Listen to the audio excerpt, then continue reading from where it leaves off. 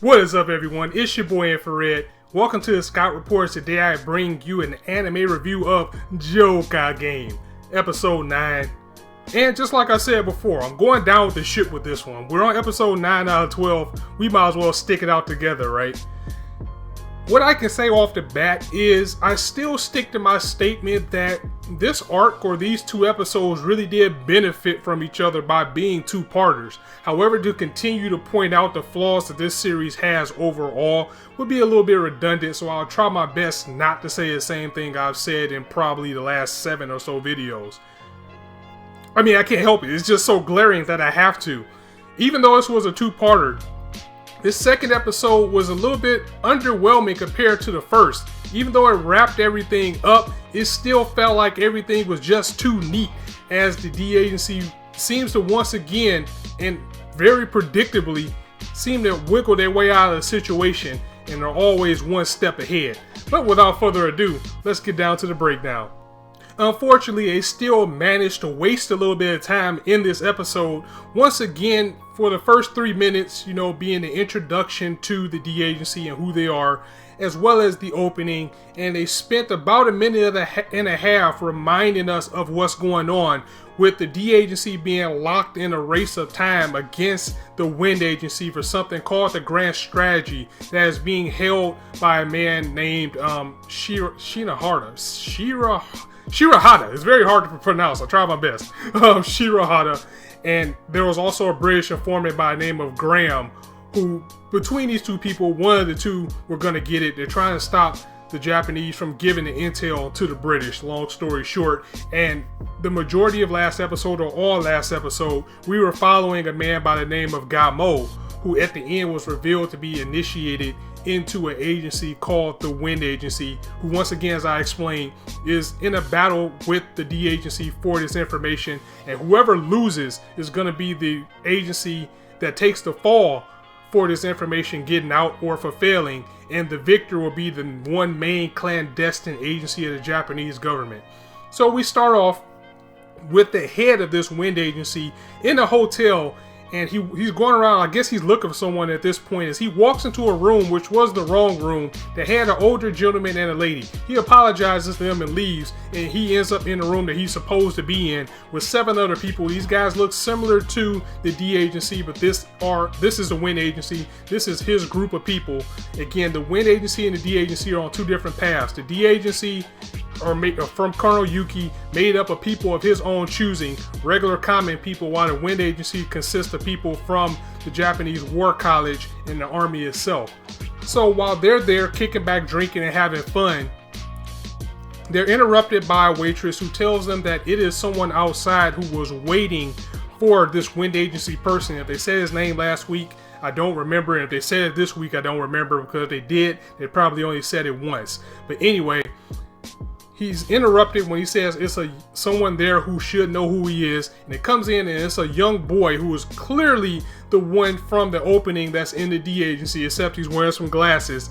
And that's another nagging thing about this series, that everybody looks exactly the same. So it's kind of hard to tell who's who unless they have a drastically different hairstyle. But everybody looks exactly the same. Even our Wind agent this week looks like he could be in the D agency. So it was kind of hard to determine who's who. We find out that this young boy was the ward, or he was staying with Shinahara. I'm gonna get it right. Shinahara. And he was staying with him for a year as a student. So he was right under his wing altogether.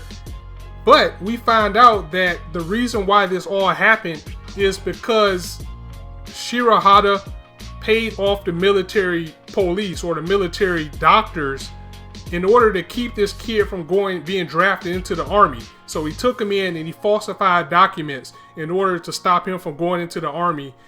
And this is a federal offense, especially back then. This was a federal offense to deter any way from you going to the army or being drafted. So knowing that this kid is someone who's always around the person with this grand strategy, the Wind Agency is blackmailing him at this point, saying, you can go to jail for this. So go ahead and help out your country, and you're going to be a spy for me and tell me everything you know about this man and about anything he may have around, primarily the grand strategy that we need in order to achieve this mission. He offers this kid a cup of sake after he agrees to spy on Shirahara for him. And once he leaves, he tells one of his agents to escort him home. You know, even though he insists on driving home by himself, he's like, no, it's fine, I insist. However, he tips off, or he nods to tell this man to, you know, follow him. You know what this means in the spy game. Follow him, probably told him to kill him. Either way, just make sure he gets to wherever he needs to get to safely. The information that he was able to extract from the kid who's going by the name of Kunio is that Shinohara is hiding something in his quarters inside of a drawer, which we assume is the grand strategy. So with that being said, he also told him that he puts his dogs, he's going to put his dog away, or he's going to take his dog somewhere at night. And he's also going out of town, so he will be gone, leaving them with minimal security or no one there at all for them to sneak in and get. Now that they know this information, the Wind Agent tells the people around him to meet him at this designated place at 3 a.m. So they get to this place and they start to stealth into the area. However, it's almost too quiet as he gets there and sees that the place is completely vacant. He also tells his men that if anybody is outside, either detain them, and if they try to get in, kill them, as clearly these Wind Agent guys have no malice about doing that. He begins to search the place and he thinks it's alone. However, he opens up a door to his surprise to find Colonel Yuki already there sitting, waiting. Because as we know, whenever something is involved, Yuki's always going to be 3 steps ahead and always beat everybody to the punch no matter what.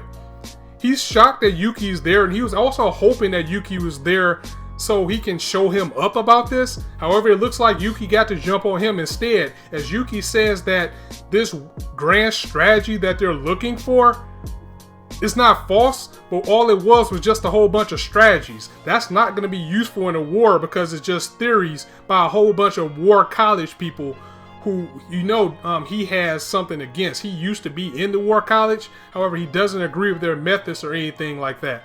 However, this Wind Agent still thinks he has the upper hand, as he says the difference between the Wind Agency and the D Agency is that the D Agency believes in don't die, don't kill, while the Wind Agency is the opposite. They will kill anybody if necessary. They'll even kill Shirahara once they find him and get the information if that deems fit. Or does it?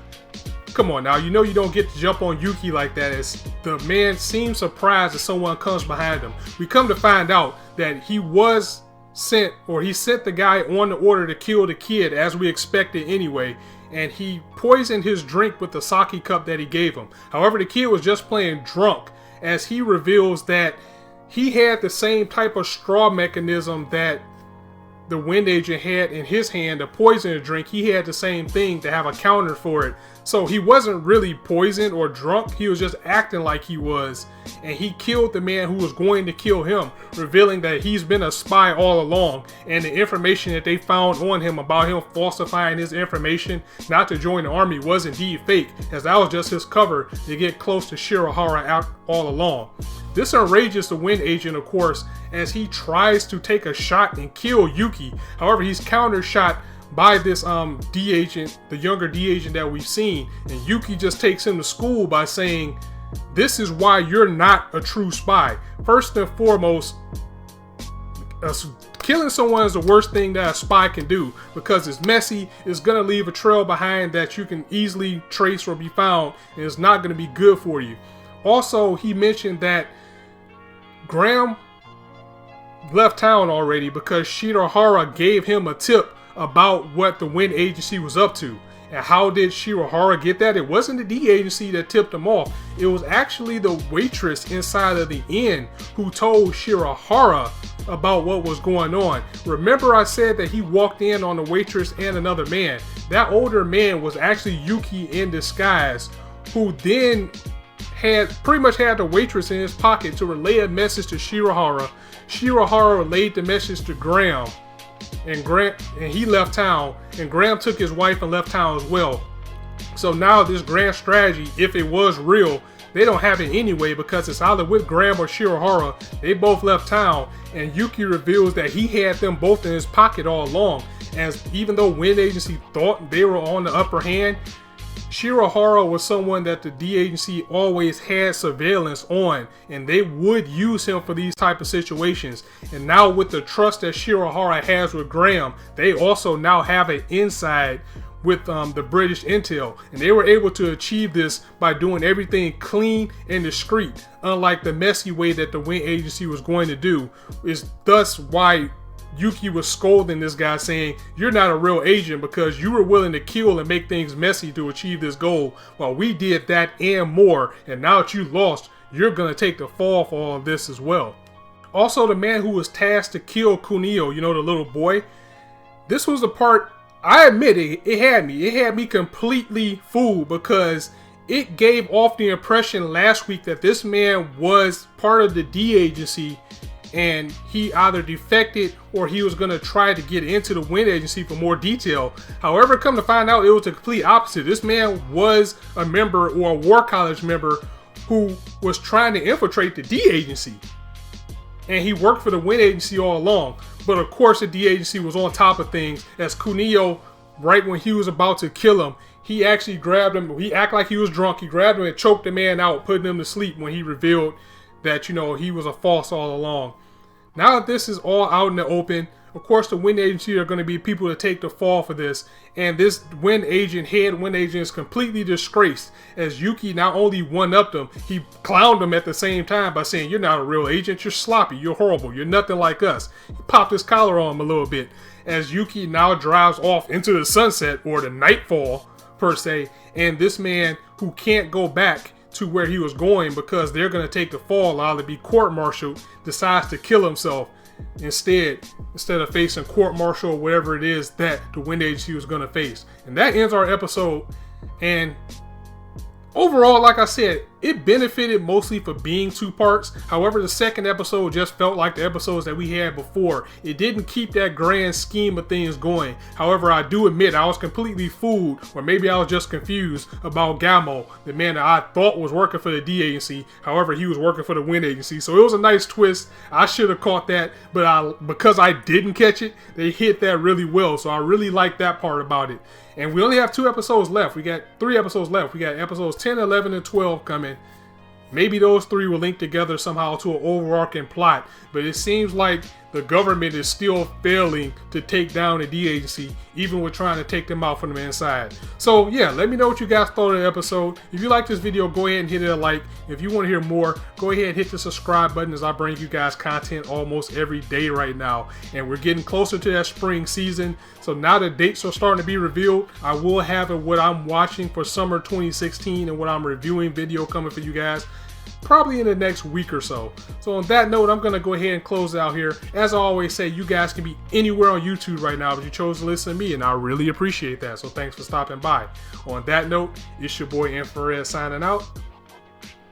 See you soon.